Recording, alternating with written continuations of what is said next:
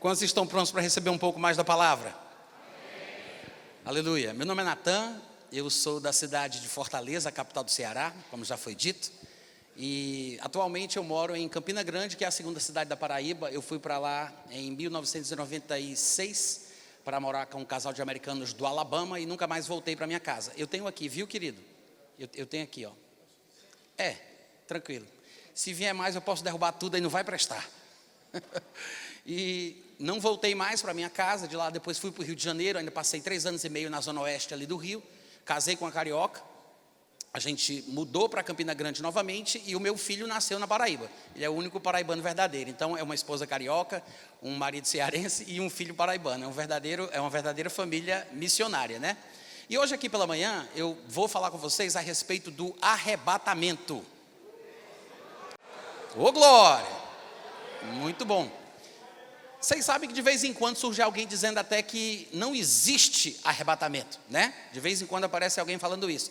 Eu não estou nem falando sobre as disputas mais populares, como essa questão de se decidir se o arrebatamento é antes, durante ou depois. Tem gente que diz que nem existe arrebatamento. E hoje pela manhã você vai sair daqui com a certeza absoluta de que o arrebatamento é uma coisa bíblica e vou fazer o meu melhor para tentar convencer você de que o arrebatamento acontecerá antes do primeiro dia dos 7 anos da tribulação. Então, o que é que a gente vai fazer? Eu vou explanar com vocês alguns textos. Eu falo relativamente rápido, é natural, eu nasci assim. Às vezes que eu estou empolgado debaixo da unção, eu falo mais rápido ainda, então eu quero que vocês ajudem, tá? Se eu estiver muito acelerado, vocês vão fazer assim, ó, como se estivesse num show de hip hop. Sabe como é que é? Faz com a mão aí para eu ver. Isso. Se a minha esposa estivesse aqui, ela diria, Natan, menos, mas como não está, vocês vão ter que me ajudar, tá? Eu falo rápido. Então, eu vou fazer o seguinte, eu vou prometer que vou tentar falar mais devagar, desde que vocês me garantam que vão pensar um pouco mais rápido. Aí a gente se encontra no meio do caminho, né?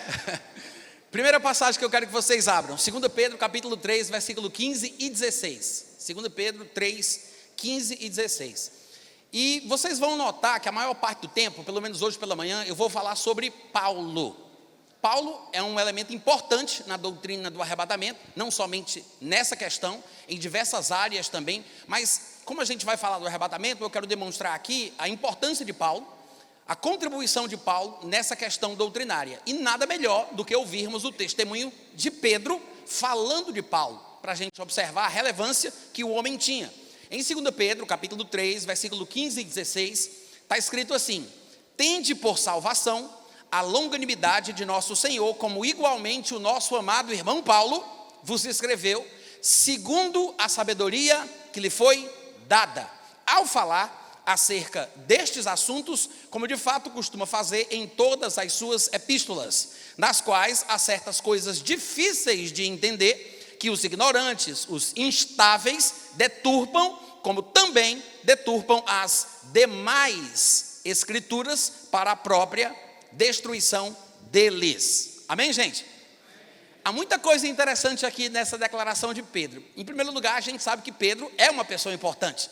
Afinal de contas, ele fazia parte dos 12 apóstolos e, além disso, ele fazia parte daquele círculo íntimo que estava mais próximo de Jesus em ocasiões especiais, né? Que depois, posteriormente, se transformaram também naquilo que é chamado de as colunas da igreja de Jerusalém. Pedro, Tiago e João, os 3 talvez mais próximos de Jesus durante o seu ministério terreno. O próprio Pedro, que alguns dizem que foi o primeiro papa, né?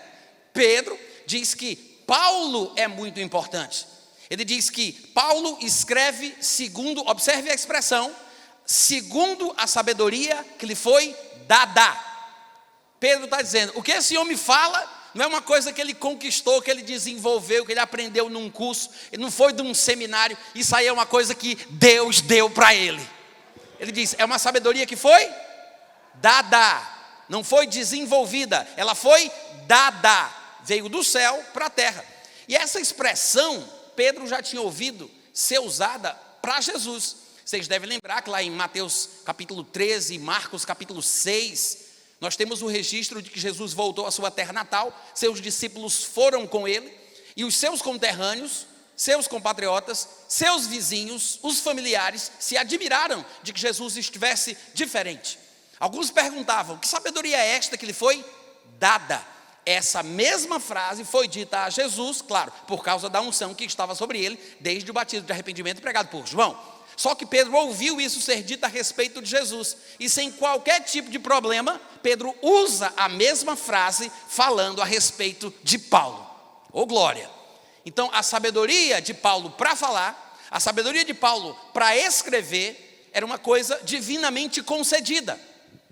Não era uma coisa humana, não era uma coisa desenvolvida, não era necessariamente uma habilidade natural, mas era uma sabedoria que lhe foi dada. Pedro está reconhecendo que é de Deus. É isso que ele diz. Que é por isso que ele fala, ao falar acerca destes assuntos, como de fato ele costuma fazer em todas as suas epístolas, nas quais há coisas difíceis de entender, que os ignorantes, os instáveis deturpam, como costumam fazer com todas as escrituras. Na verdade, Pedro usa a expressão como fazem com as demais escrituras. Talvez Pedro tenha sido o primeiro na história da igreja a dizer que aquilo que Paulo escrevia deveria estar na Bíblia, né? Porque ele diz, deturpam como fazem com as demais escrituras. Porque para Pedro, o que Paulo escreve é a palavra de Deus. Por que o texto de Paulo é considerado por Pedro como escritura divinamente inspirada e por isso útil para ensinar, para educar, para corrigir, para repreender, a fim de que o homem de Deus seja perfeito e perfeitamente habilitado para toda boa obra? Porque é um conhecimento que não foi desenvolvido, é um conhecimento que foi recebido.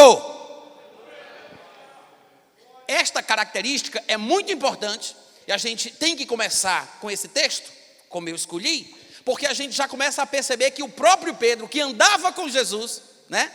Uma das colunas da igreja de Jerusalém, reconhecia o que havia de Deus na vida de Paulo. E vocês sabem que reconhecimento é uma coisa muito pessoal. Claro que ele está enaltecendo o ministério, a graça, o dom de Deus na vida de Paulo, mas a gente tem que observar a grandeza de Pedro também. O homem tem a humildade de reconhecer isso, ele que andou com Jesus, ele que fazia parte dos 12, coluna da igreja em Jerusalém, ele dizer, eu sei o que Paulo fala em todas as suas epístolas. Ele disse isso. Paulo fala acerca desses assuntos, como é seu costume fazer, em todas as suas epístolas. Por que Pedro está falando isso? Porque Pedro lia tudo o que Paulo escrevia. Não há humildade da parte de Pedro não, gente? Há humildade ou não da parte de Pedro? É humildade, ele reconhecer isso, ver que o homem está sendo guiado por Deus, usado por Deus, falando as coisas que Deus gostaria que falasse, e ele disse, eu leio tudo que esse homem escreve. A gente não tem nenhuma epístola de Paulo para Pedro, vocês sabem disso. Nós temos epístolas de Paulo para Timóteo, para Tito, para Filemon, para os Colossenses, para os Laodicenses, como ele menciona na epístola aos Colossenses. Nós temos cartas de Paulo para muita gente, para muito povo, mas não tem uma carta de Paulo para Pedro. Mas Pedro diz, eu leio tudo que ele escreve. Porque Pedro entendia que não importava se a carta era para ele. Pedro não estava interessado em saber para quem era a carta. Ele queria saber de quem era a carta. É isso que a gente tem que prestar atenção aqui. Porque Paulo é uma figura diferente. Pedro era uma referência para a igreja cristã. Uma referência cristã na igreja primitiva. Mas pelo que parece, nas próprias palavras de Pedro, Paulo era uma referência para as referências. Paulo era uma referência para Pedro. Pedro parecia aprender com o que Paulo falava. E eu sei que a gente poderia falar muito mais desse texto, mas eu preciso continuar. Mas antes disso eu queria chamar a atenção de vocês para observar o seguinte.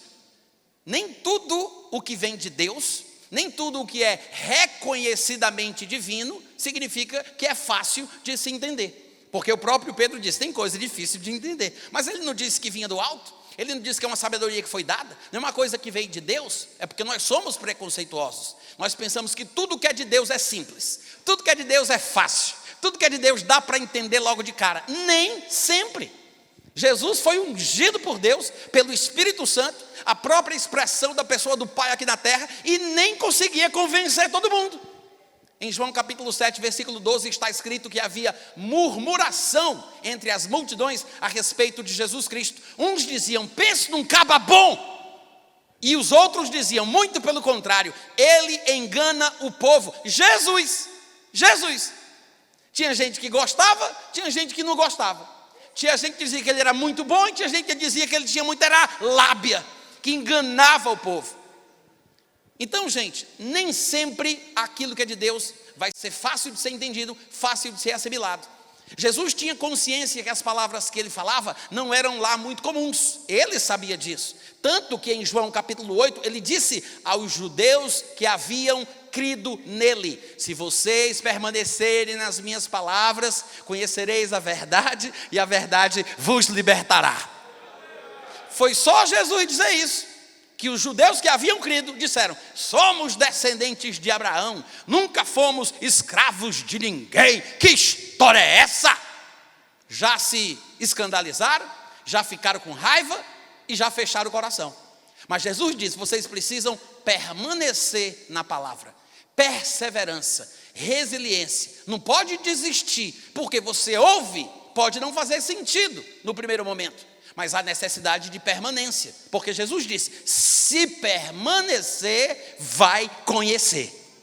Ele está falando sobre alcançar o entendimento daquilo que foi dito. Então tem coisas que não são tão simples, tá? E isso deveria servir de estímulo e não de desânimo, porque a Bíblia já prevê dificuldades na nossa aprendizagem ao longo do caminho. Eu sei que tem coisa na escatologia, não só na escatologia, mas eu sei que há coisas difíceis na Bíblia, assuntos um pouco mais complicados do que outros, mas estamos em um processo de crescimento. Então a gente tem que ter paciência com a gente mesmo. A gente tem que estar predisposto para passar talvez mais tempo do que a gente gostaria estudando aquele assunto, até chegar numa compreensão básica, mínima a respeito daquilo ali. Se você se acha incapaz de entender logo de cara, coloca aquele assunto numa gavetinha de azeite, deixa guardado, vai estudar outra coisa. Não se desespera, tá bom? Muito obrigado pelo entusiasmo. Agora, voltando aqui para 2 Pedro, capítulo 3, versículo 15 e 16, tem outra coisa que eu gostaria de mencionar. Ele diz: nosso amado irmão Paulo vos escreveu. Eu sei que isso não tem nada a ver com o assunto, mas isso me salta aos olhos. E claro, a gente poderia fazer aqui uma ministração toda de 1, 2 horas só sobre esse assunto. Quem tiver curiosidade depois de estudar, procura no meu canal do YouTube, na internet, no meu site, onde vocês quiserem, pela pregação: o Senhor é o seu pastor ou o pastor é o seu Senhor. Depois você procura. Porque, infelizmente, ao longo da história da igreja, pelo que a gente sabe, a igreja cristã atual, que nós consideramos evangélica, ela saiu do catolicismo, mas parece que o catolicismo não saiu da gente. A hierarquia de autoridade eclesiástica, como a gente gosta de chamar, ela foi instituída através do crescimento da igreja católica. E aí surgiram os metropolitanos, os bispos, arcebispos, e assim foi nessa hierarquia espiritual. E hoje em dia, nós temos o mesmo costume que veio de lá e a gente não sabe. Hoje em dia, tem lugares que, se você não chamar a pessoa pelo título que supostamente ela possui, você é disciplinado. Se você, antes de falar com a pessoa, não disser: ó, vice-deus, soberano, autoridade, pastor, reverendo, patriarca, homem de Deus, se você não falar, você vai para o banco. Vocês sabiam disso? Eu não estou falando de vocês não, gente, pode sorrir, fica tranquilo. Mas tem por aí, tem lugar assim por aí. Se você não falar, né? Por quê? Porque eles acham que é falta de respeito chamar a pessoa pelo nome que a mamãe deu. Acha que é falta de respeito. Mas quando você vai para a Bíblia, você não vê esse tipo de coisa. O comportamento e o tratamento de uns para com os outros é pelo primeiro nome. Você vê Pedro falando de Paulo, Paulo falando de Pedro. Paulo fala sobre Pedro lá em Gálatas. Ele diz: quando encontrei Cefas, fui a Jerusalém, eu vi Tiago, João. Ele fala os nomes, até os seus companheiros de ministério. Ele diz: eu, Silvano, Timóteo. Por que ele não diz o pastor Silvano, o reverendo Timóteo? Por que ele chama pelo nome? Que intimidade é essa? Porque nós somos irmãos. Somos irmãos. Aí você vê Pedro exaltando Paulo, e como é que ele chama ele? Meu amado irmão Paulo. E eu vou parar agora, estou ficando com raiva. Vamos para frente. O importante, isso foi só um parênteses, né? Depois vocês vão estudar mais sobre isso, procura lá. Mas eu quero que vocês observem que Pedro tem uma admiração por Paulo. Ele reconhece a unção na vida do homem. Ele diz que o que ele fala é de Deus, não é da cabeça dele. Ele não desenvolveu, ele recebeu. É uma sabedoria que lhe foi dada.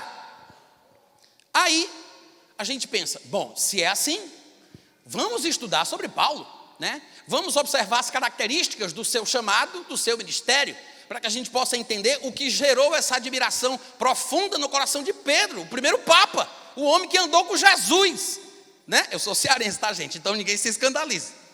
Cearense é assim mesmo, já nasce contando piada. Mas vamos olhar as características do chamado e do ministério de Paulo. Abre comigo, nós temos 3 textos, tá? Deixa eu falar aqui antes da gente fazer a leitura. Nós temos 3 textos no livro de Atos. Claro que a gente poderia usar outros, mas esses 3 são básicos e suficientes para nos mostrar essa característica diferenciada do ministério de Paulo, que serve de referência e estímulo para cada um de nós, é claro, mas é uma coisa que Deus fez com ele.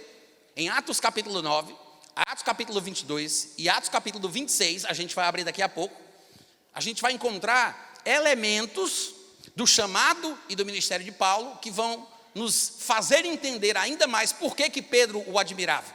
Por que Pedro acreditava que todo crente deve considerar o que Paulo escreve como a palavra de Deus? Por que os textos de Paulo deveriam estar no cânon da Bíblia? Por que o que ele fala é importante para o crescimento espiritual de um apóstolo como Pedro?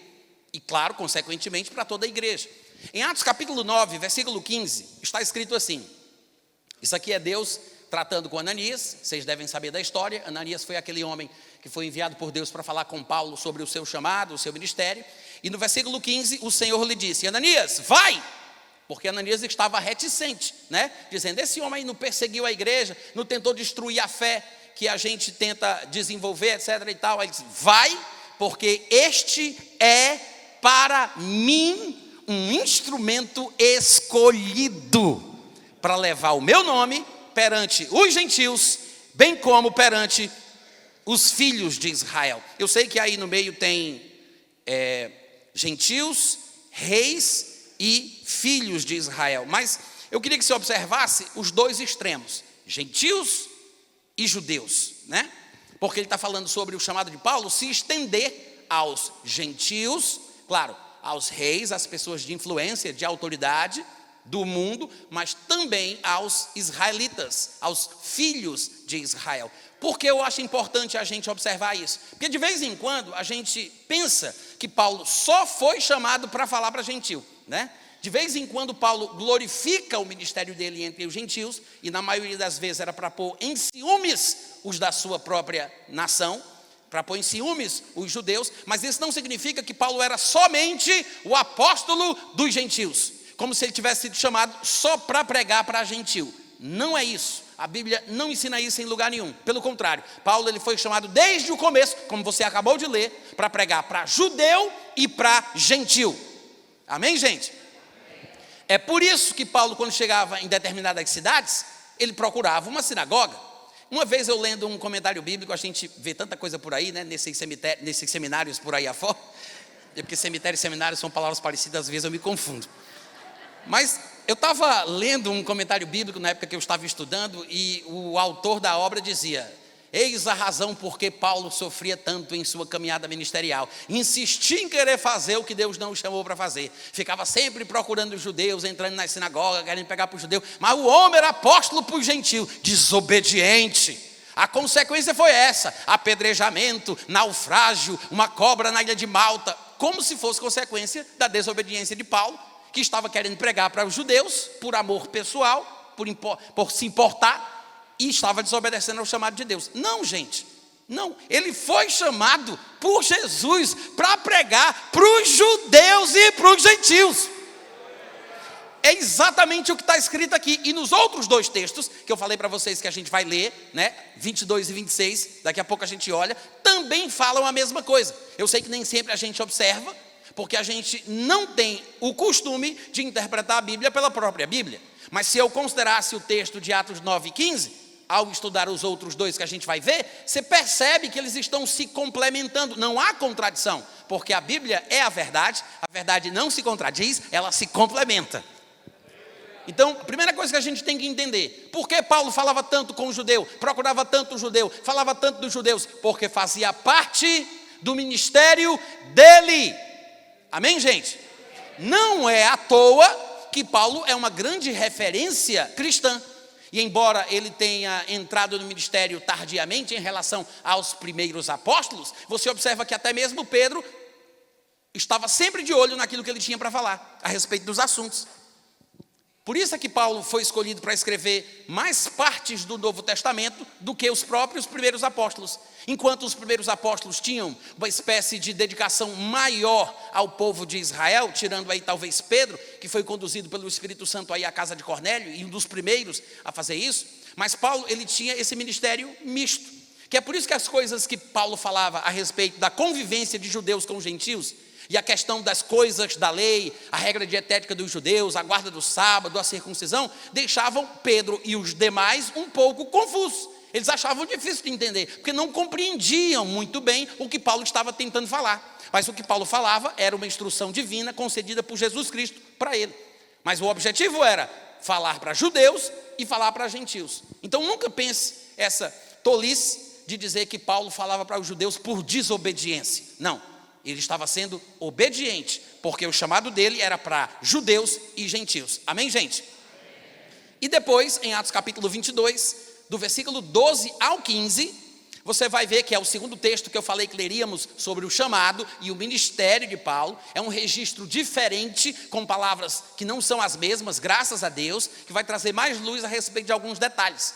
No versículo 12 de Atos 22, diz assim: um homem chamado Ananias, piedoso conforme a lei, tendo bom testemunho de todos os judeus que ali moravam, veio procurar-me, e isso é Paulo contando a história, veio procurar-me, pondo-se junto a mim, disse: Saulo, irmão, recebe novamente a vista. Nessa mesma hora, recobrei a vista e olhei para ele. Então ele disse: o Deus de nossos pais, de antemão te escolheu para finalidade, objetivo, propósito. Para que Deus escolheu Paulo? Olha as palavras inspiradas de Ananias. Ele diz: te escolheu para, número 1, conheceres a sua vontade. Oh glória! Número 2, para veres o justo. Número 3, para ouvires uma voz da própria boca dele. Você já pensou ser escolhido para ouvir Jesus falar pessoalmente? Você ser escolhido para conhecer a vontade de Deus?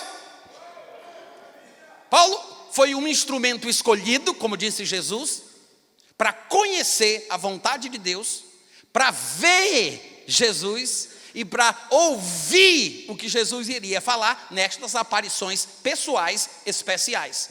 E aí ele diz: porque terás de ser sua testemunha diante de todos os homens, não apenas dos gentios, todos os homens, judeus e gentios, porque terás de ser sua testemunha diante de todos os homens das coisas que tens visto e ouvido. Ele não foi chamado para ver Jesus?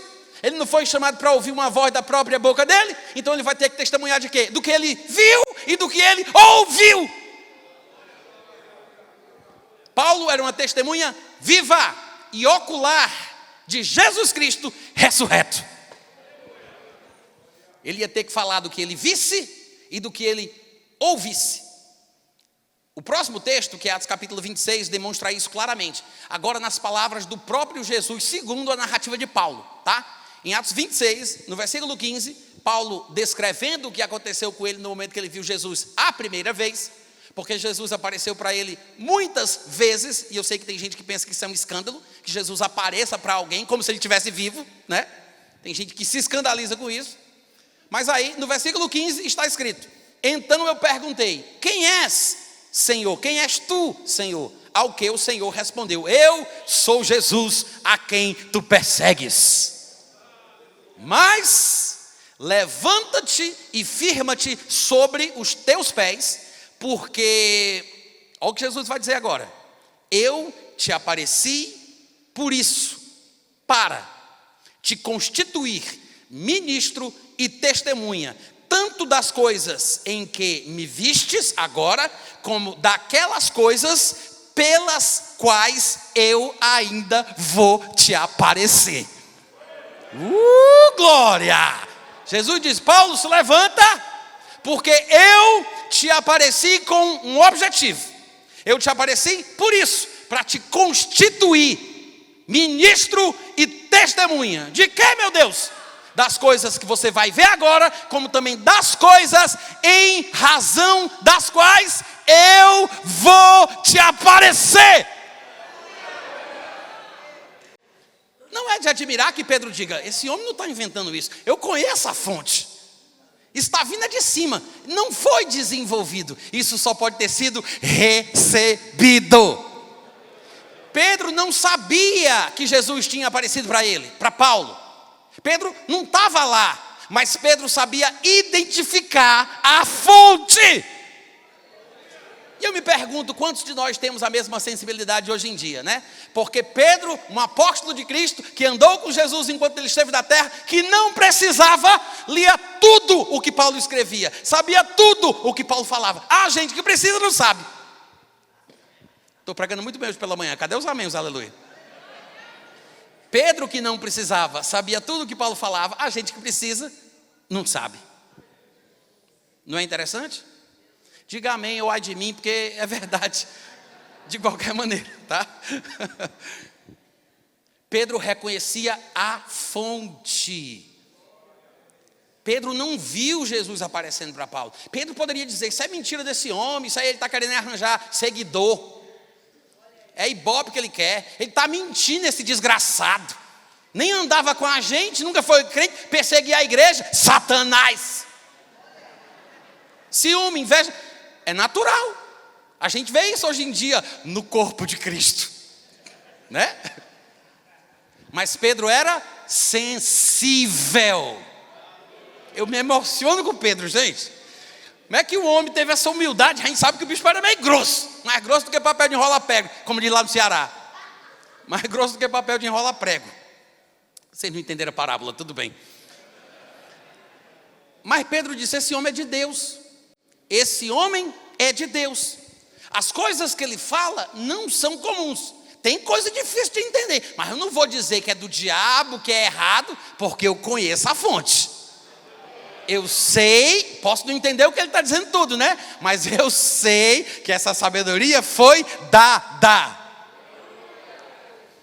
E aqui vem Jesus e diz, eu vou te aparecer para você falar sobre as coisas que eu vou tratar nas próximas visões. E no versículo 18 ele diz, desculpa, deixa eu ler ainda o 17, ele diz, apareci para te constituir ministro e testemunha, tanto das coisas que viste, como também daquelas pelas quais te aparecerei ainda. E aí ele fala, livrando-te do povo, ou seja, judeus, e dos gentios, porque Paulo foi chamado para pregar para judeus e para gentios. Então Jesus diz, eu vou te livrar do povo, que são os judeus, e dos gentios, para os quais eu te envio. Aí você não tem conhecimento completo do chamado e do ministério de Paulo, você pensa que Jesus está dizendo que vai enviar ele para os gentios, né?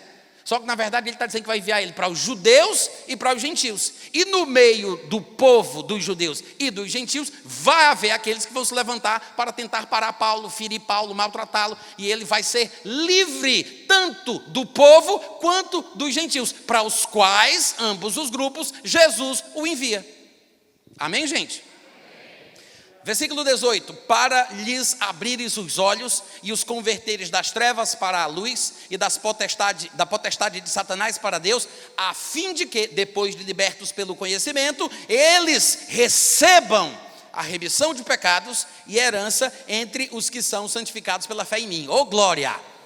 Então, a gente tendo essa noção, eu sei que é uma coisa relativamente simples, mas é a melhor introdução que a gente pode fazer para entender o arrebatamento. Porque o arrebatamento, no Novo Testamento, é tratado quase exclusivamente por Paulo. Vai procurar arrebatamento nos textos de Pedro? Não tem. Vai procurar nas cartas de João? Não tem. Vai procurar em qualquer outro lugar? Você não acha. Por quê? Porque Paulo é o único que fala do assunto. Então, a gente saber de onde vêm as informações que Paulo passa, a gente entender a fonte de onde Paulo está bebendo, né? A gente saber as características do chamado e do ministério de Paulo são muito importantes para a gente entender de onde ele tirou esse assunto. Oh, glória! Amém, gente? As características do ministério de Paulo são tão fortes e tão importantes que ele mesmo, ele não se acanhava em falar sobre isso. Afinal de contas, não estaria mentindo. E muito naturalmente ele falava, como por exemplo, ele o faz em Gálatas capítulo 1, versículo 11. Ele diz: faço-vos, porém, saber, irmãos, que o evangelho por mim anunciado não é segundo o homem, porque não recebi, nem o aprendi de homem algum, mas mediante revelação de Jesus Cristo. Oh, glória! Oh, maravilha! Ele disse: eu recebi e aprendi. Não foi Pedro que contou para ele, não foi João que contou para ele. Ele não teve que conversar, passar por um discipulado, fazer um estudo com os primeiros apóstolos. Não, ele disse: foi Jesus que me contou. Ele disse: eu recebi e aprendi de Jesus Cristo.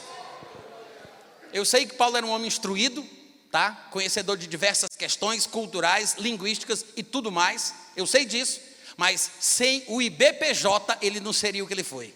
O IBPJ é o Instituto Bíblico aos Pés de Jesus, tá? Ele não estava lá naquele grupo que foi discipulado por Jesus pessoalmente quando ele estava na terra. Ele o conheceu depois, tardiamente. Mas ele aprendeu diretamente de Jesus Cristo. Você já parou para pensar nisso? Ele disse: eu não recebi, nem aprendi de homem nenhum. Foi por revelação de Jesus. Eu sei que isso pode parecer uma coisa superficial, mas à medida que você for meditando ao longo da sua caminhada, isso cada vez vai ficar mais importante na sua vida e você vai perceber coisas novas. Mas nós praticamos a ceia do Senhor. Vocês praticam a ceia do Senhor aqui também? Sim. E vocês já pararam para pensar por que a gente usa o texto de Paulo se o homem nem estava lá? Vocês já pensaram nisso? Vocês usam 1 Coríntios 11 aqui, não usam? Né? Por que vocês usam 1 Coríntios 11? É o sindicato das igrejas que está mandando? Não. Todo mundo usa 1 Coríntios capítulo 11. Nem todo mundo sabe por quê. Por que a gente não usa os textos dos evangelhos que parecem ser mais fiéis ao que aconteceu naquela noite? É porque a gente vai ter um entendimento mais profundo da coisa nas entrelinhas do que Paulo diz em 1 Coríntios capítulo 11. Eu sei que nem todo mundo entende o que Paulo está explicando ali, mas é o texto de 1 Coríntios deixado por Paulo que a gente lê. É o texto que a gente usa para fazer a celebração. Embora a gente nem saiba exatamente o porquê, a gente tem uma dica do porquê o texto de Paulo parece ser mais importante, mais descritivo do que qualquer outro. Porque no versículo 23 de 1 Coríntios 11, ele diz: porque eu recebi do Senhor.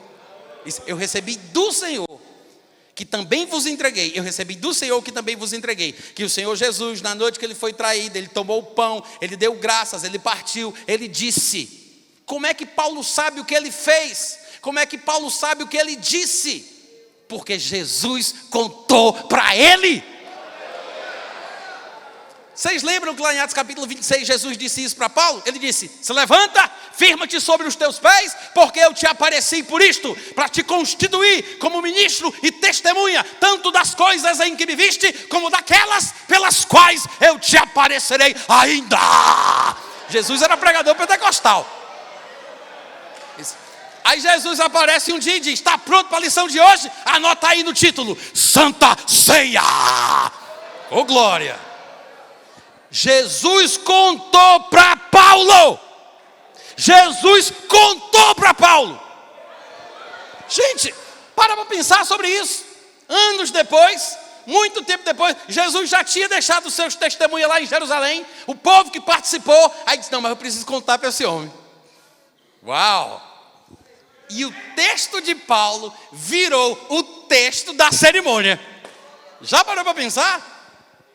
Jesus contou para Paulo. Agora, tem uma coisa que a gente não pode esquecer, tá? Isso quer dizer o seguinte: a gente não sabe a quantidade de visitações que Paulo recebeu de Jesus. Nem todas as vezes que Jesus apareceu, ele falou sobre tudo. Ele falou sobre o que ele quis falar. Jesus fez uma seleção dos assuntos que ele achava que era mais importante, né? Jesus falou sobre muita coisa. Tanto que Paulo de vez em quando diz: eu recebi isso do Senhor, eu vos declaro por palavra do Senhor. Isso aqui foi ele que me disse. Só que Jesus não falou de tudo. Então Paulo de vez em quando ia tecer comentários sobre certos assuntos, tinha que dar a sua opinião. Ele tinha que falar o que ele pensava, o que ele achava, o que ele entendia, a sua interpretação. E não tem nada de errado nisso. Amém, irmãos? Um homem maduro, espiritual, guiado por Deus, dando uma opinião, é melhor do que 100 pessoas que não sabem de nada da Bíblia, falar aquilo que pensa, aquilo que acha. Então, as opiniões de Paulo não eram desprezíveis só porque eram opiniões de Paulo. Pelo amor de Deus, né, gente? A opinião de um homem como esse tem a sua relevância. É por isso que de vez em quando a gente encontra textos na Bíblia onde Paulo vai dizer, olha, eu não tenho uma palavra do Senhor a respeito desse assunto, mas eu vou dar a minha opinião. Isso não é para ser desprezado, é apenas uma característica do ministério dele, porque o que ele falava era o que Jesus contava para ele, o que ele ministrava era o que Jesus ensinava para ele, nestas aparições. E as coisas sobre as quais Jesus não falou, o que é que ele vai fazer? Ele vai ficar calado? Ele não vai dizer nada? Ele não tem capacidade divinamente concedida para interpretar o texto bíblico, para poder dar uma opinião, para poder falar do assunto? Claro que ele tem. Que é por isso que, por exemplo, em 1 Coríntios capítulo 7, que é um texto onde ele fala sobre questões relacionadas a namoro, casamento, divórcio, novo casamento, etc. e tal, ele, em algumas ocasiões, respondendo as perguntas, as questões dos coríntios, ele vai dizer isso. No versículo 25, por exemplo, em 1 Coríntios capítulo 7, 25, ele diz, com respeito aos virgens, eu sei que nas nossas versões fala-se as virgens como se fossem as mulheres, mas essa palavra, na verdade, ela não tem gênero no texto grego, tá? Ela é interpretada à luz do contexto. A mesma palavra que aparece aí, traduzida na maioria das Bíblias como virgens no feminino, é a mesma que vai aparecer lá em Apocalipse, falando dos 144 mil, que eles são castos. É o contexto que demonstra se refere a homem ou a mulher. Eu acho, pelo que me parece, né, que Paulo estaria falando aqui sobre os virgens de uma forma geral, as pessoas virgens. Então ele diz, com respeito aos que são virgens, não tenho mandamento do Senhor, porém eu dou a minha opinião, mas veja com que base ele dá a opinião. Ele diz, como alguém que recebeu do Senhor a misericórdia para ser fiel. Amém, gente? O que é que Paulo quer dizer com isso? Não tenho mandamento do Senhor. Rapaz, Jesus não tocou nesse assunto ainda não. Eu já tive aí umas 6 visões, uns 6 encontros, umas 6 reuniões com ele, mas até agora ele não falou sobre isso. Não tenho mandamento do Senhor especificamente sobre o tema, mas eu vou dar a minha opinião. Ô glória! Graças a Deus que ele tinha opinião para dar. Amém, gente? Então, é uma opinião sadia, é uma opinião aceitável, é claro, de um homem maduro, inspirado por Deus, como alguém que recebeu do Senhor a misericórdia para ser fiel. Mas opinião é uma coisa, revelação é outra coisa. Só para diferenciar, tá? Não deve haver preconceito. Eu não estou dizendo que a gente vai desprezar a opinião. A gente só tem que ter isso muito claro, né? Há uma divisão técnica. Uma coisa é uma coisa, outra coisa é outra coisa. Amém, gente?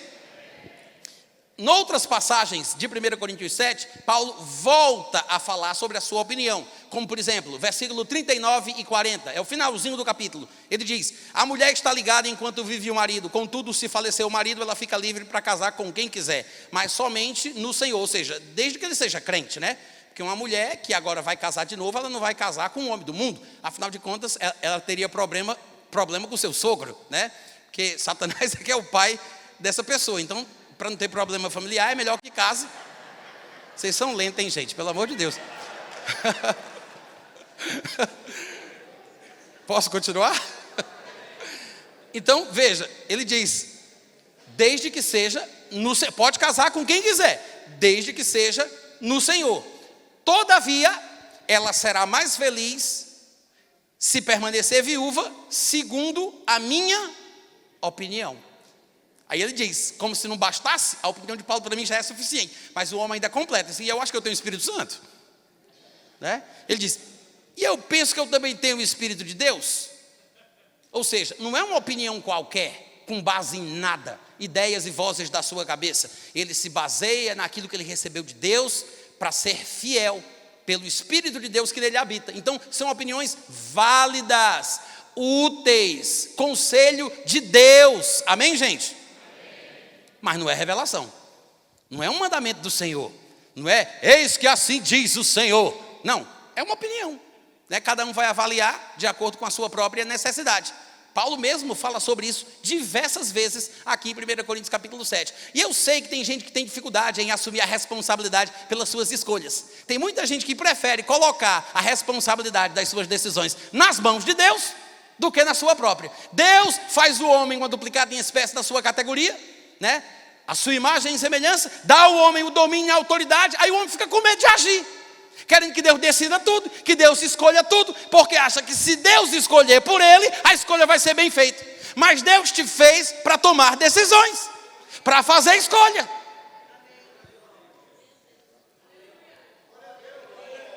Que é por isso que nessa área de casamento, já que eu toquei no vespeiro, né? É por isso que nessa área de casamento o pessoal diz: eu prefiro esperar em Deus, porque se Deus trouxer aquela varoa que me foi destinada, embora eu ainda não a conheça, meu casamento será uma bênção. A mulher de Deus, minha alma gêmea evangélica. Vai rir, daqui a pouco você vai chorar. Deixa eu perguntar uma coisa para vocês. Eva era a pessoa certa, a mulher de Deus para Adão? Pode trabalhar em equipe, vai, pergunta para o coleguinha. Eva era a mulher de Deus para Adão? Era ou não era?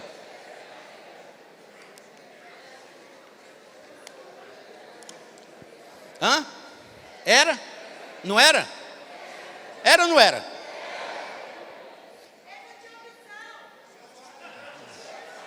Não tinha opção, não era, mulher? A maioria das vezes que eu pergunto isso nas igrejas, o pessoal diz assim: não! Por quê? Porque eles acham, se fosse de Deus, ela não tinha feito o que ela fez com ele, ela não tinha induzido o homem a pecar, a estragar tudo.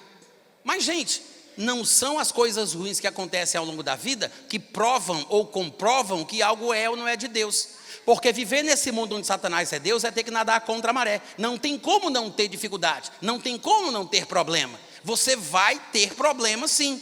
Se você não quer ter problema no casamento, é só você não entrar no casamento. Assim diz o Senhor. É só não entrar. É só não entrar. Tá? Paulo disse isso. Eu queria poupar vocês. Queria evitar que vocês tivessem problema. Mas está consciente do negócio? Vai, meu filho, mergulha. Porque depois que surgirem as dificuldades, você não vai querer colocar a culpa em Deus. Ah, porque se eu tivesse casado com a mulher de Deus, eu não estava sofrendo isso. Engano, ilusão. Se é que a gente pode dizer, né? Se é que a gente pode usar essa expressão, a pessoa de Deus para mim, Eva é a única que foi criada da costela do homem e foi trazida para ele de volta, saiu dele e voltou para ele. A única que Deus fez a dedo. Mas foi lá que a bagunça começou. Com a mulher de Deus. A mulher de Deus. Ser de Deus ou não ser de Deus não significa que as tentações não existirão. Amém, gente? Então é uma ilusão esse negócio de pensar que se eu casar com a pessoa certa, a pessoa de Deus. Não, nós somos seres independentes, autônomos, porque Deus quis assim. Ele nos deu uma propriedade humana chamada de livre-arbítrio. Hoje em dia, para muita gente ouvir a palavra livre-arbítrio é quase um escândalo. Mas é o que a Bíblia diz. Tanto que você vai ver, que foi a razão pela qual eu falei tudo dessa volta todinha, só para dizer isso, que 1 Coríntios capítulo 7, Paulo é o tempo inteiro dizendo: ó, se quiser, tudo bem. Se não quiser, você tem essa opção, você tem aquela. Você pode fazer isso, pode fazer aquilo. Não tem um mandamento de Deus não, mas vou dar minha opinião. Se quiser, é assim que ele fica falando o tempo inteiro. Com respeito aos virgens, não tem um mandamento do Senhor, mas aí ele diz o que ele pensa. Com respeito à viúva, ele diz: não tem mandamento do Senhor, mas dou a minha opinião. E nas ocasiões em que o marido incrédulo abandona o lar, deixando a mulher crente em casa, ou vice-versa, né? Que a mulher, que é incrédula, não aceita que o marido tenha se convertido e quer sair de casa. O que é que a gente faz? A gente ora, intercede porque está debaixo da promessa? Está debaixo da promessa. Depois você vai ter que ler, depois você vai ter que ler 1 Coríntios capítulo 7 quando chegar em casa, tá? O que é que Paulo diz lá? Se o incrédulo quiser se apartar, que se aparte, porque em tais casos nem o irmão nem a irmã estão sujeitos à servidão, porque Deus nos chamou foi para a paz. você não tem autoridade sobre a vontade do outro. Se o incrédulo consente que você seja crente, ótimo, é meio caminho andado, porque com a atitude correta do coração dele, ele está pronto para receber a influência do cristão, porque através da convivência eu vou santificar a vida da minha esposa, eu vou santificar a vida do meu marido, pela influência, pela convivência. Agora, se ele quiser ir embora, aí você só pode cantar, vai com Deus, o amor ainda está aqui, vai com Deus. Não tem mais nada o que fazer. Aí você, mas eu vou perseverar que está debaixo da promessa. Paulo perguntaria, está lá em 1 Coríntios capítulo 7, de onde sabes, ó mulher, se salvará o teu marido? De onde sabes, ó marido, se salvará a tua esposa? Porque não tem promessa, não tem garantia. Porque o ser humano é livre, e você não pode exercer a sua fé sobre a vontade humana. Amém, irmãos? A esperança muda a nossa vida, porque se está com o semblante caído e a esperança invade o meu coração, eu melhoro, eu fico diferente, a esperança me muda. A fé muda as circunstâncias, porque eu posso transformar as coisas ao meu redor pela fé. Mas a única coisa que muda a vida do outro é o amor. Eu não posso exercer fé para mudar a vida do outro. Eu posso mudar através do amor. É por isso que Paulo fala que o segredo da mudança na convivência matrimonial é a convivência. Está escrito lá em 1 Coríntios 7, gente. Está escrito lá. Pronto, desabafei. Vamos embora.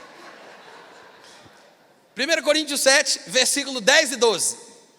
Vamos voltar, é a terceira passagem, onde Paulo vai dizer o seguinte. Versículo 10, ele diz assim: ora, aos casados ordeno não eu. Agora vai ser interessante essa passagem, porque nós vamos ver Paulo falando das duas questões. Um mandamento direto de Jesus sobre o assunto e um detalhe sobre o qual Jesus não falou. E aí ele vai novamente dar a sua opinião, vai mesclar as duas coisas. Observa o que ele diz: aos casados ordeno não eu, mas o Senhor, que a mulher não se separe do marido, se porém ela vier a separar-se, que não se case ou que se reconcilie com o seu marido, e que o marido não se aparte, não se separe da sua mulher. Aos mais, versículo 12, aos mais digo eu, não Senhor.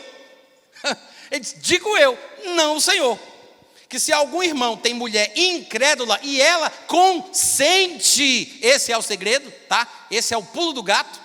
Se ela aceita, consente, para ela não é problema, aí sim, não abandone. Se o cônjuge incrédulo aceita o relacionamento com o cristão não deve tomar iniciativa para se separar, porque é um caminho fácil para ganhar essa pessoa para Jesus. Amém, gente? Tanto é que você vai ver Paulo dizendo isso. Mais para frente, no 13 ele diz, a mulher que tem marido incrédulo e ele consente em viver com ela, não deixa o marido. Por quê? Porque o marido incrédulo, versículo 14, é santificado no convívio da esposa. E a esposa incrédula é santificada no convívio do marido crente. Se não fosse assim, se isso não acontecesse, até os filhos seriam impuros. Agora, com esse ambiente, nessa condição, eles também serão santos. Ou seja, é tudo uma questão de ponderação. Porque se o incrédulo aceita, consente, o crente pode ganhar essa pessoa para Jesus pela convivência, através do amor, das boas obras. Amém, gente? Mas vocês observaram que no versículo 10 ele disse, aos casados ordeno não eu, mas o Senhor. E no versículo 12 ele disse, aos mais ordeno, ele diz, digo eu, não o Senhor. Uma vez eu assisti uma ministração, o pessoal estava falando sobre casamento. E a pessoa que ministrou usou esse texto para dizer o seguinte, olha, o que Deus fala é que realmente importa. Não interessa se o grande homem de Deus falar alguma coisa. Se não foi Deus que falou, pode desprezar. Aí a pessoa usou esse texto para dar um exemplo de que todos os casamentos deveriam permanecer firmes e do jeito que estavam, e nunca haveria espaço para separação e divórcio, porque Paulo mesmo, quando foi falar sobre o assunto, ele disse, a ordem de Deus é que não se separe. Quando Paulo permitiu a separação, ele disse, quem está falando sou eu, não é Deus. E a pessoa usou essa passagem para justificar isso. Mas por que a pessoa fez isso? Porque ela, diferentemente de nós, ela não conhecia as características do chamado de Paulo, do ministério de Paulo. A maioria das coisas que Paulo falava, ele falava por revelação. Ele disse isso em Gálatas 1:11, recebi e aprendi por revelação. Jesus contava para ele, ele contava para o povo. Mas Jesus não falava de tudo. Tinha assuntos sobre os quais Jesus não falou. E quando Jesus não falava, ele disse: não, eu vou dar a minha opinião como alguém que recebeu a misericórdia para ser fiel. E eu também acho que eu tenho o Espírito de Deus, né, gente? Então Paulo dava a opinião dele. E chegou um ponto onde ele diz: aos casados, não sou eu que estou falando, é Jesus quem deu a ordem, que os casados não se separem. E quando chega no versículo 12, ele diz: aos mais, agora quem fala sou eu, não o Senhor. Só que quando você vai observar o conteúdo do que ele diz no versículo 12, quando ele fala aos mais, ele fala de pessoas casadas também. Ele diz: se algum irmão tem mulher incrédula e ela consente em morar com ele, não a abandone.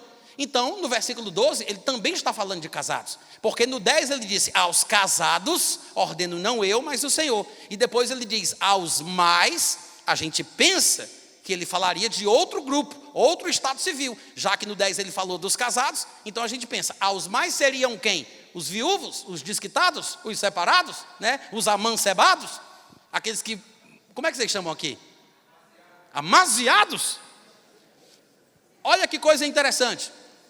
Ele está falando de pessoas casadas no versículo 10, e ele está falando de pessoas casadas no versículo 12. Só que tem uma diferença, porque senão ele não teria dito aos mais. Os casados do 10 são casados onde ambos são crentes.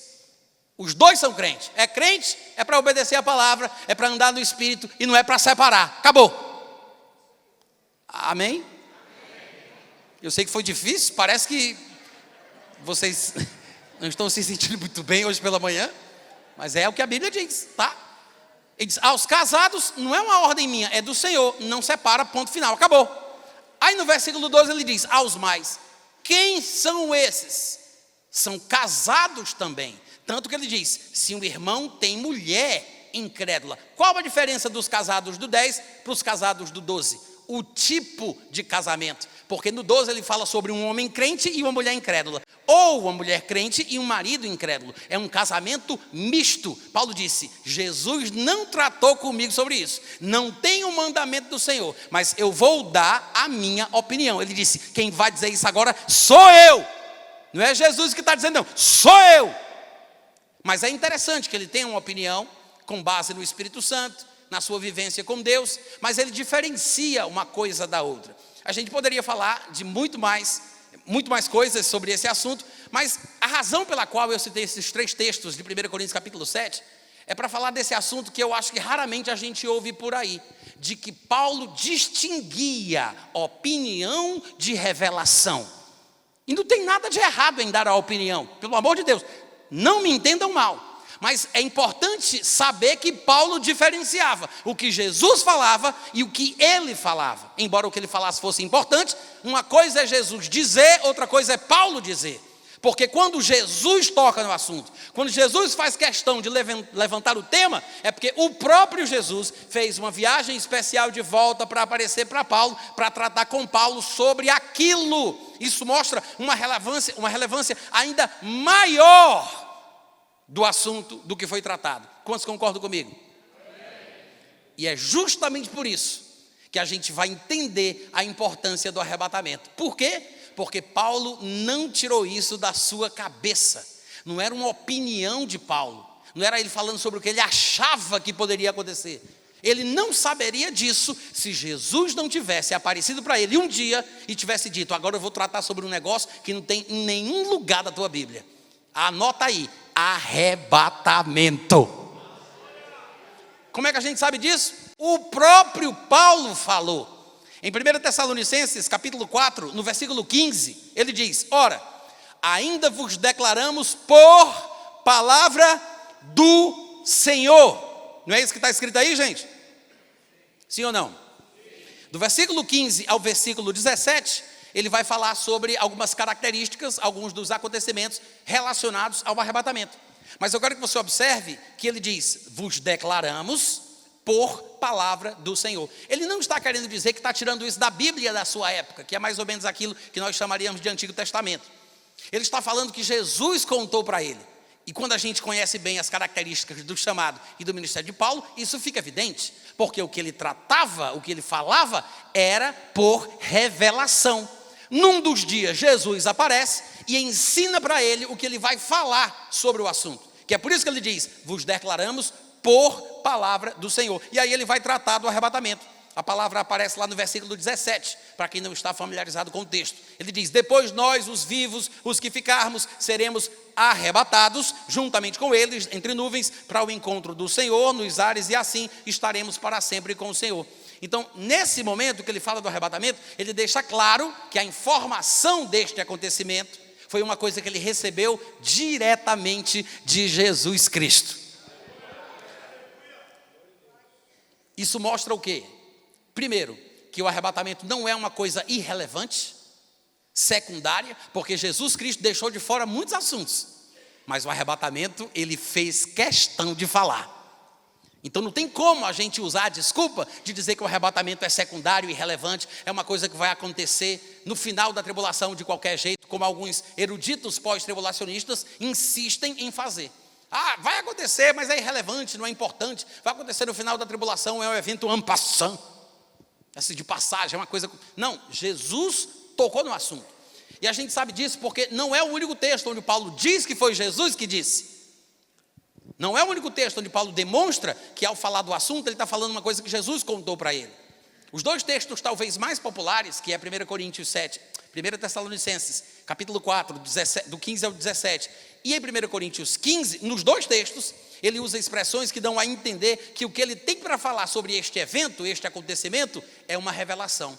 Em 1 Coríntios 15, no versículo 51, o contexto lá fala sobre a ressurreição, mas porque haverá toda uma geração que não vai morrer e será arrebatada antes de experimentar a morte, Paulo acha por bem inserir este conhecimento, esta informação que Jesus passou para ele. Então ele diz, eis que vos digo um mistério. Por que mistério? Porque não é uma informação, um conhecimento de domínio público. É uma coisa que Jesus contou para ele particularmente. Ele não pode dizer, abra no capítulo tal, versículo tal, lá no livro do profeta, não sei das quantas, não tem passagem, não tem texto. Não há nenhuma passagem que fale da doutrina do arrebatamento no Antigo Testamento. Podemos usar exemplos, acontecimentos que ilustram, ou podem servir de ilustração para o arrebatamento, mas a doutrina, o ensinamento, ele ainda não tinha sido publicado. Há coisas que estavam ocultas desde que o mundo começou, começam a ser reveladas de Jesus para frente. Lá em Mateus capítulo 13, versículo 34 e 35, está escrito que Jesus se dirigia às multidões por meio de parábolas, e sem parábolas nada lhes dizia, para que se cumprisse o que fora dito por meio do profeta. Abrirei a minha boca em parábolas e publicarei as coisas ocultas desde que o mundo começou. Então Jesus, ele começa essa publicação de mistérios, de segredos, coisas guardadas desde que o mundo começou. Uma delas, pelo que Paulo parece demonstrar, é o tal do arrebatamento, porque ele diz, eis que vos declaramos um mistério. Desculpa, eu juntei os dois textos. Eis que vos digo um mistério, nem todos dormiremos, mas transformados seremos todos. Num abrir e piscar de olhos, e aí ele vai falar algumas outras características associadas ao arrebatamento. Mas observe, os dois textos mais populares sobre o arrebatamento, 1 Tessalonicenses 4, 17, e o seu contexto imediato, né? 1 Coríntios capítulo 15, os dois textos usam expressões, um palavreado que dá a entender claramente que o assunto sobre o qual Paulo vai tratar é uma revelação de Jesus Cristo. Amém, gente? Então, primeira coisa, o arrebatamento não é um assunto tirado da cabeça de Paulo, não é um assunto irrelevante, é uma revelação dada por Jesus Cristo depois de ressuscitado. Eu acredito particularmente, e eu sei que há uma divisão aí no arraial pré-tribulacionista, alguns concordam com isso, outros não concordam. Eu sou da opinião que Jesus fala sobre o arrebatamento lá em Mateus 24. Não sei se a gente vai ter oportunidade para tratar sobre isso aqui, a gente ainda vai descobrir, eu também vou descobrir ainda, mas eu acredito que Jesus fala sobre o arrebatamento lá em Mateus 24, o primeiro a falar, mas de forma enigmática, não explícita e clara como Paulo vai fazer, até porque, segundo Jesus, Paulo era um instrumento escolhido com o objetivo preciso de divulgar coisas que Jesus trataria com ele nestas aparições, e uma delas, pelo que a gente viu, era o próprio arrebatamento em si. Amém, gente? Mas, além de Jesus, só Paulo toca nesse assunto, no assunto do arrebatamento. E por isso a gente tem que parar para pensar o que Paulo diz sobre o assunto. O que o Novo Testamento fala a respeito desta palavra que foi usada por Paulo para falar sobre este acontecimento.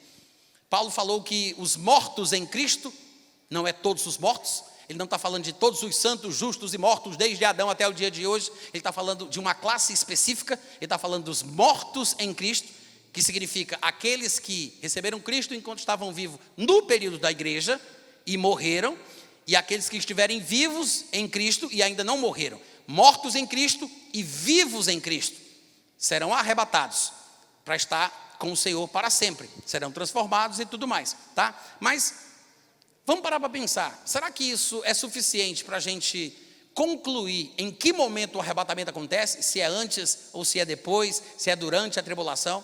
Gente, eu estou convencido de que o fato de Paulo ter usado a palavra que foi traduzida corretamente por arrebatamento em nossa Bíblia, prova de que o arrebatamento é antes da tribulação. Por quê? Porque a palavra harpazo, a palavra grega traduzida por arrebatamento, que inclusive a raiz dessa palavra é de onde vem a nossa palavra arpão, tá? A palavra arpão. Arpão é uma peça metálica, uma ponta de ferro usada numa lança para pescaria de peixes grandes, né? Que são fisgados pelo arpão e trazidos para fora da água. A raiz da palavra. A palavra harpazo, ela é usada 100% das vezes no texto bíblico e em outros contextos também, quando se fala sobre uma interferência, uma interdição. É quando há uma ação de assalto ou uma situação em caráter de urgência exercida por alguém num contexto específico.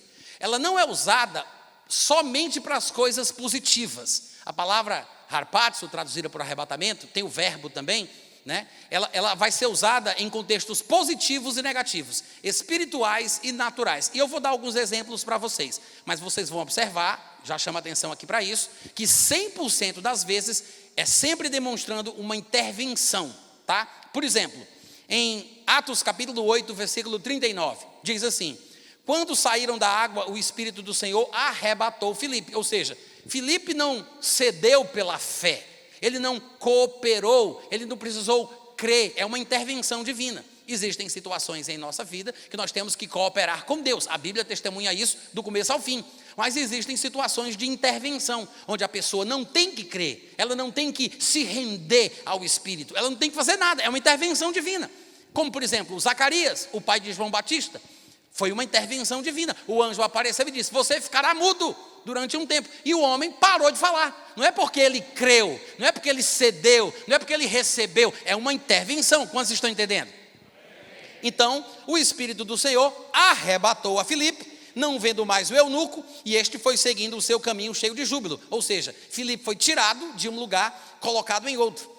2 Coríntios 12, do 2 ao 4, Paulo fala de uma experiência muito provavelmente dele mesmo, pelo menos é o pensamento geral dos estudiosos a respeito do assunto. Todo mundo acredita que Paulo está falando de si, quando ele diz: conheço um homem em Cristo que há 14 anos foi arrebatado, ele foi levado até o terceiro céu, porque vocês sabem que há 3 céus, né? Tem esse céu atmosférico, onde estão as camadas atmosféricas, a ionosfera, a ozonosfera, a toposfera, todas as camadas atmosféricas. Tem o segundo céu, que é o firmamento, e tem o terceiro céu, acima do firmamento, onde está o trono de Deus, que também é chamado pela Bíblia, inclusive nesse texto, de paraíso. Então Paulo diz: fui levado, aliás, esse homem foi levado, arrebatado ao terceiro céu, se no corpo ou fora do corpo eu não sei, só Deus sabe, mas eu sei que está o homem, se no corpo ou fora do corpo eu não sei, só Deus sabe. Foi arrebatado ao paraíso e ouviu palavras inefáveis, indizíveis, as quais ao homem não é permitido falar. Não é lícito, não é permitido por lei. É proibido o homem tocar nesses assuntos nessa dispensação ou do lado de cá da eternidade. Mas é interessante que ele tenha dito: foi arrebatado ao terceiro céu.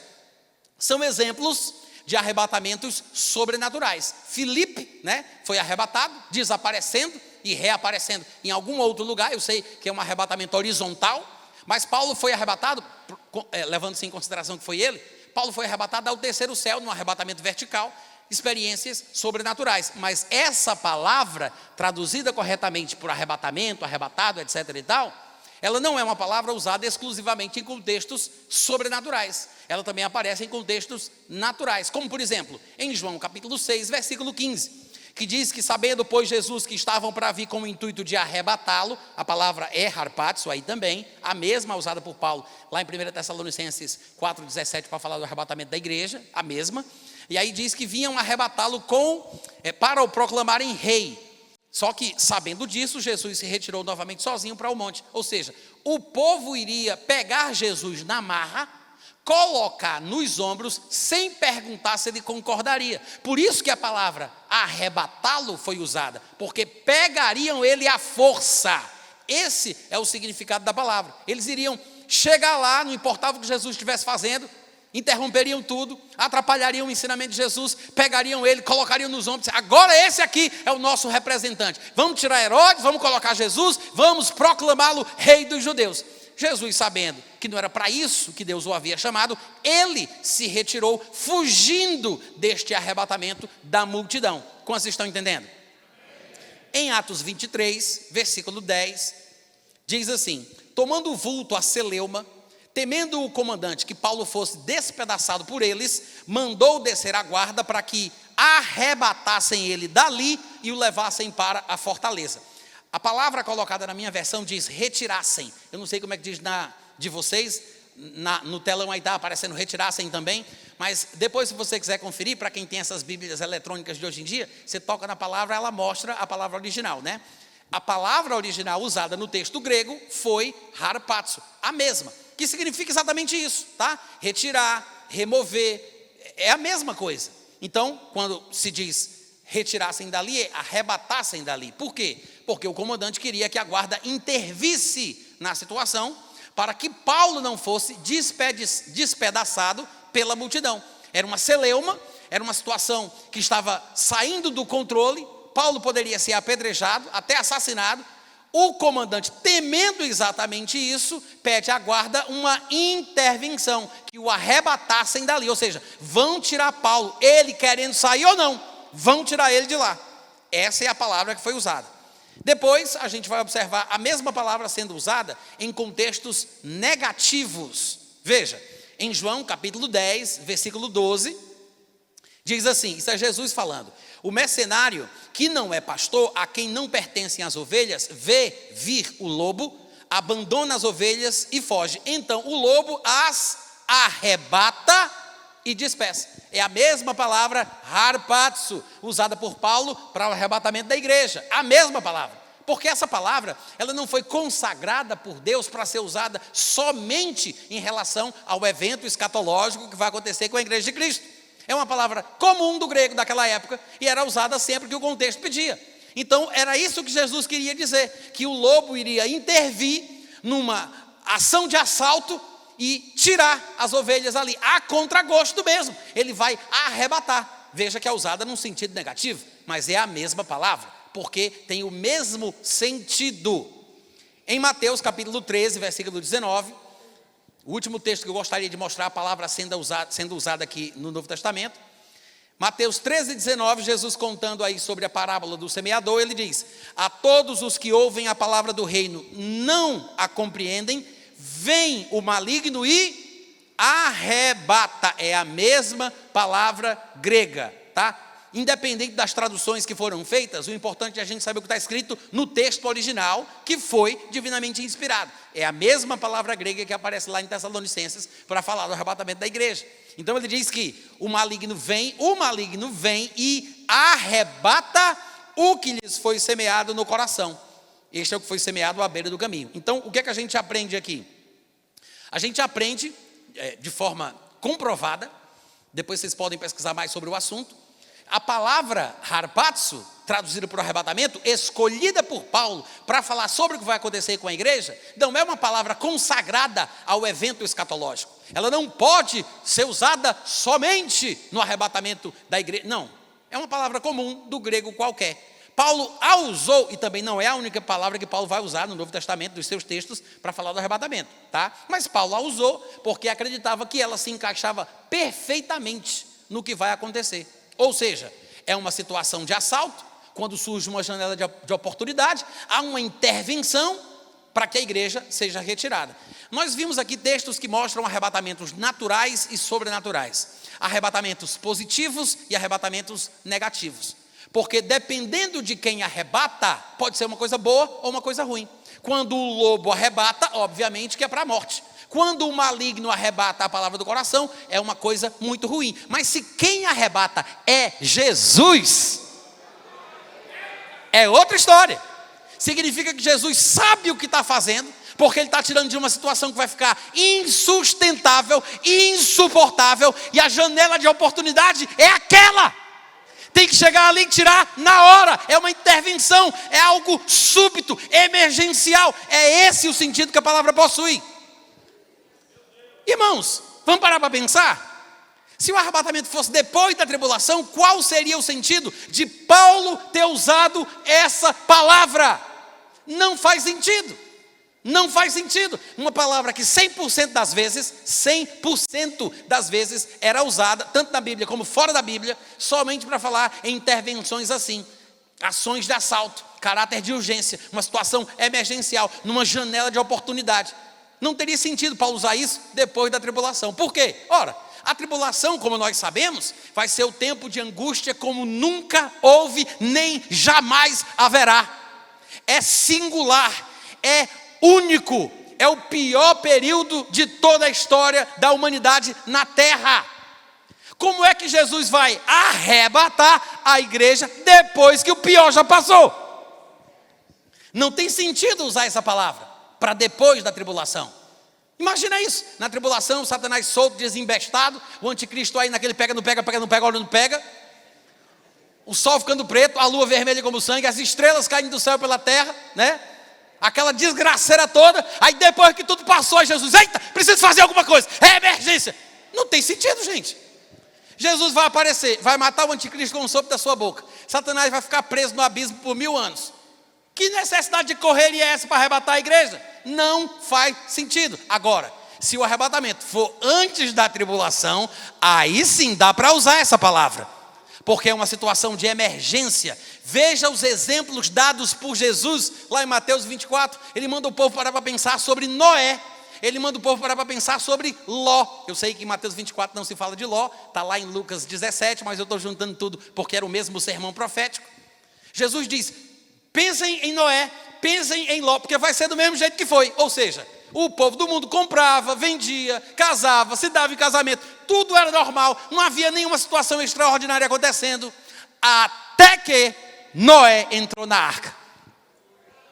Da mesma forma com Ló, no dia que ele saiu de Sodoma e Gomorra, choveu fogo do céu. Por quê? Porque vai ser uma situação assim, de assalto. Jesus arrebata a igreja e depois do arrebatamento começa a tribulação. A tribulação não pode acontecer antes que os justos sejam retirados da terra. Para concluir, mesmo sem explicar, eu quero que você veja 1 Tessalonicenses capítulo 4, versículo 17. A gente acabou de ver que Paulo usou a palavra harpazo, arrebatamento, para falar sobre esse evento futuro.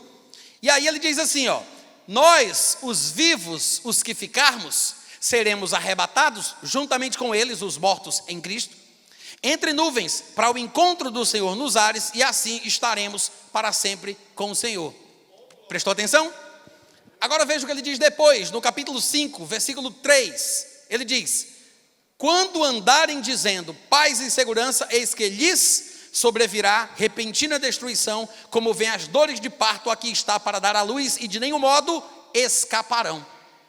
No capítulo 4, Paulo fala do arrebatamento. No capítulo 5, Paulo fala da tribulação, que ele chama corretamente de dia do Senhor. A gente não vai fazer isso agora, mas depois você pode conferir. Ele diz que o dia do Senhor virá como um ladrão de noite. Ora, só pode ser coisa ruim. A visita de um ladrão na noite não é coisa boa. Nenhum ladrão liga para dizer 10 horas está bom para você, né? O ladrão, ele vem para matar, ele vem para roubar, ele vem para destruir. É por isso que a tribulação é corretamente comparada nas escrituras com uma visita entre aspas, tá? Visita de um ladrão na noite.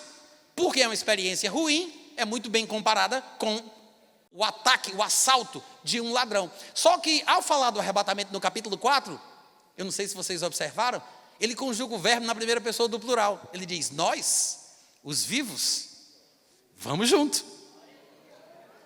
Nós seremos arrebatados. Ele se inclui na experiência. Ao falar da tribulação no versículo 3 que a gente acabou de ler, ele se exclui do acontecimento. Ele disse, eles quando andarem, olha a conjugação, ele diz, eles quando andarem dizendo, paz e segurança, eis que lhes, não é nos, não é vos, é lhes, sobrevirá repentina destruição, como vem as dores de parto, aqui está para dar à luz, e de nenhum modo eles escaparão. Paulo diz, nós seremos arrebatados, eles não escaparão. Por quê? Porque nós somos arrebatados antes e a tribulação vem para eles depois. Por que Paulo tratou do arrebatamento no capítulo 4 e tratou da tribulação no capítulo 5? Porque o arrebatamento acontece antes e a tribulação vem depois. O arrebatamento é para os crentes, por isso Paulo se inclui, e a tribulação é para os incrédulos, por isso Paulo se exclui. Nós seremos arrebatados, eles não escaparão. Amém, gente?